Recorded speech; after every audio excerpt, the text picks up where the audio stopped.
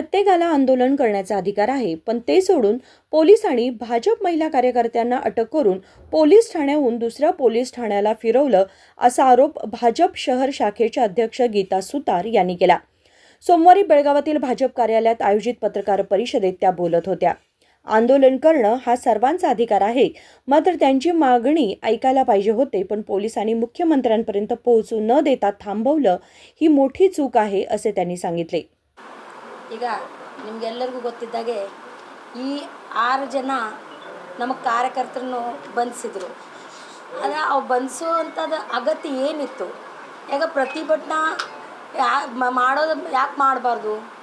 ಅವರು ತಮ್ಮ ಏನು ಕೇಳೋದಿತ್ತು ಅದನ್ನು ಕೇಳಲಿಕ್ಕಂತ ಅಲ್ಲಿ ಹೋದಾಗ ಅವರು ಸರಿಯಾಗಿ ಅವ್ರು ಕೇಳ್ಕೊಂಡು ಯಾಕೆ ಪ್ರತಿಭಟನೆ ಮಾಡ್ತಾಯಿದ್ದೀರಿ ಅಂತ ಕೇಳಿದರೆ ಅವ್ರು ಇದ್ದಂಥ ವಿಷಯ ಅವ್ರಿಗೆ ತಿಳಿಸ್ತಿದ್ರು। ಅದು ಮಾಡಲಿಲ್ಲ। ಪೊಲೀಸರು ಡೈರೆಕ್ಟ್ ಅವ್ರ ಮ್ಯಾಗೆ ಅಟ್ಯಾಕ್ ಮಾಡಿದ್ದಾರೆ।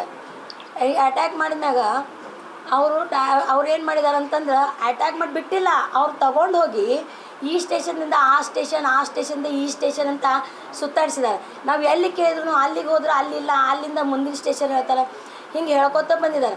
ಅವ್ರು ತಪ್ಪು ಏನು ಮಾಡಿದ್ರು ಅನ್ನೋವಂಥದ್ದು ಒಂದು ಅವ್ರು ನಮ್ಗೆ ಹೇಳಬೇಕು। ಯಾಕಂತಂದ್ರೆ ಅವ್ರ ಪ್ರತಿಭಟನೆ ನಮ್ಮ ಏನು ಅಧಿಕಾರ ಇದೆ, ಕೇಳೋ ಅಧಿಕಾರ ಪ್ರತಿಯೊರ್ಗೂ ಇದೆ। ಅವ್ರು ಯಾಕೆ ಹೋಗಿದ್ರು ಏನು ಅಂತ ಕೇಳೋ ಅಂಥ ಅವ್ರ ಕಡೆ ಒಂದಿಷ್ಟು ಮಾನವೀಯತೆಯೇ ಇಲ್ಲ।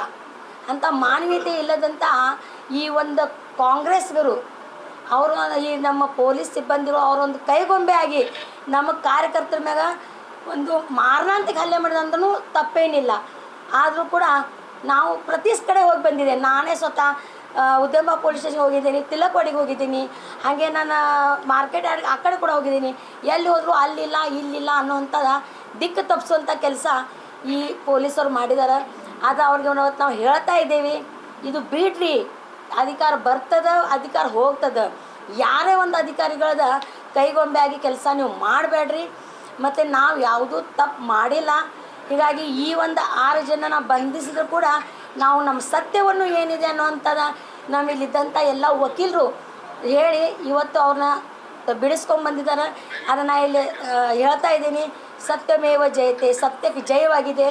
ನೀವು ಎಷ್ಟೇ ಏನು ಮಾಡಿದರೂ ಕೂಡ ಸತ್ಯವನ್ನು ಯಾವಾಗೂ ಗೆಲ್ತದೆ ಅನ್ನೋದು ಇದೊಂದು उदाहरण ಅಂತ ನಾನು ಹೇಳಲಿಕ್ಕೆ ಇಷ್ಟಪಡ್ತೀನಿ। ಧನ್ಯವಾದ। पोलिसांनी आमच्या भाजप महिला कार्यकर्त्यांवर मानवीयता न राखता अहंकार दाखवला। आंदोलन करत असलेल्या आमच्या कार्यकर्त्यांना पोलिसांनी उद्धटपणे अटक केली, मात्र याला विरोध करणाऱ्या काँग्रेस कार्यकर्त्यांवर कोणतीही कारवाई का झाली नाही असा सवालही त्यांनी उपस्थित केला। विनोद कोलकार, KMM मराठी, बेळगाव।